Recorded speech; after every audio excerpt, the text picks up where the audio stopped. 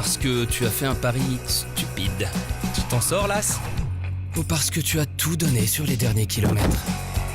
Bref, parce qu'on peut vite perdre le goût de l'effort, Heroic Sport t'aide à retrouver l'énergie et l'envie. Heroic Sport, back in the game. Alors bonjour, ici aux côtés de Bisma Biombo pour le NBA Utah Broda, également pour le NBA Africa Game qui se déroule du côté de Pretoria.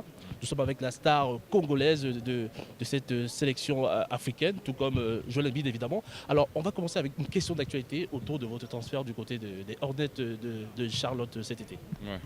En fait, le transfert se fait à peu près 3 semaines.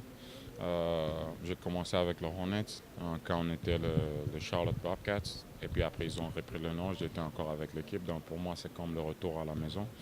Et puis après, voilà, c'est une nouvelle saison. C'est de nouvelles idées et on doit s'y mettre au travail. Donc on travaille, on se prépare pour la saison.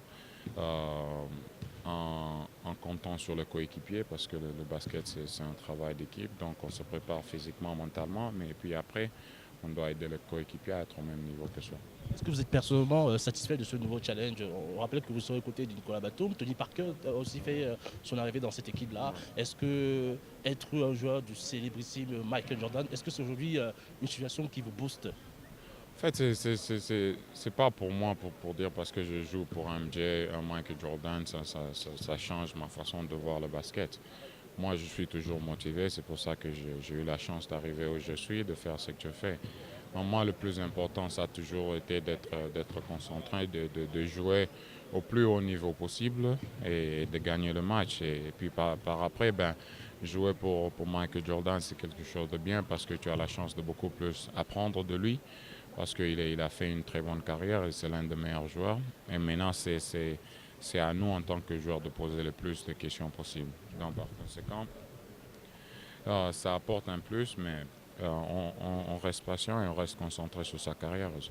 Alors ici, nous sommes au NBA Africa Game. Vous y êtes, vous y tenez. Qu'est-ce que cela représente pour vous, votre présence ici, tout comme de nombreux joueurs? Je vous parle au nom de Bismarck Biombo, bien évidemment.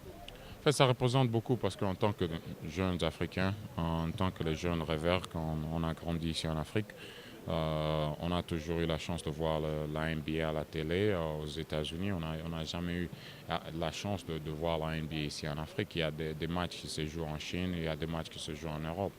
Donc pour nous, c'est une très grande opportunité d'avoir un match ici parce que ça nous permet aussi de faire la promotion du basket, mais aussi ça nous permet de continuer à inspirer nos jeunes.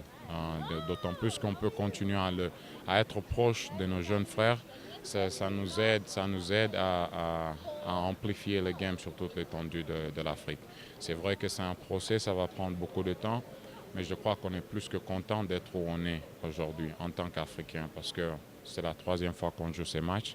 Il faut remercier la NBA pour les efforts qu'ils ont mis en place afin que ça puisse être possible à nous, à tous ces gens qui aiment bien le basket. Les œuvres caritatives auxquelles on a participé hier, je parle effectivement de ces œuvres dans le petit village où on était. Personnellement, j'ai été touché.